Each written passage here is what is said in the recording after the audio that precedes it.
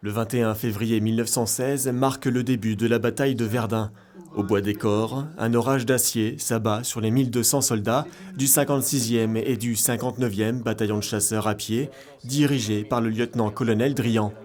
Il y a exactement 100 ans, le pilonnage. «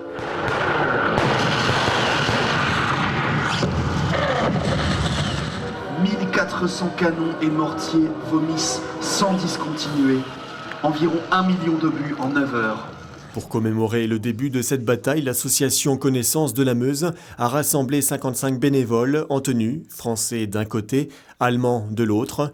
Une évocation historique, 100 ans après, jour pour ne pas oublier. Je saute de trou en trou. J'entends le tac-tac d'une mitrailleuse qui me suit dans ma course. Les balles ricochent à mes pieds. C'est une journée tout à fait exceptionnelle, un moment très intense, émouvant, dans un de ces lieux où l'attaque a été la plus violente. C'était autant d'arrêts sur image pour donner une toute petite indication sur ce qui a pu se passer dans ce lieu épouvantable. Cette marche du souvenir se poursuit jusqu'à Beaumont, l'un des 9 villages détruits déclarés morts pour la France. Ici même, où le lieutenant-colonel Drian est tombé sous le feu ennemi. Nous courons comme des fous pour arriver au plus vite à Beaumont. L'écume aux lèvres, on enjambe les morts.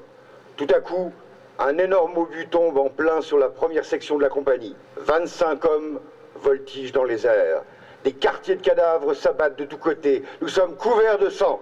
Si on vient ici, c'est justement par respect pour tous ces morts, qu'ils soient français ou allemands. Il y a du monde, ça veut dire que le devoir de mémoire continue.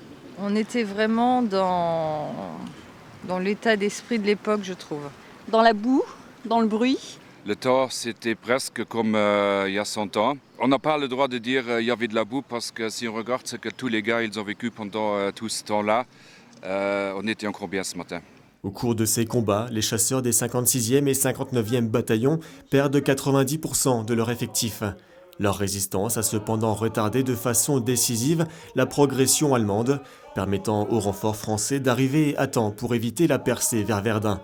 La bataille de Verdun aura tout de même fait 160 000 morts du côté français, 140 000 chez les Allemands, après 300 jours et 300 nuits de combat. À ces pertes s'ajoutent 400 000 blessés.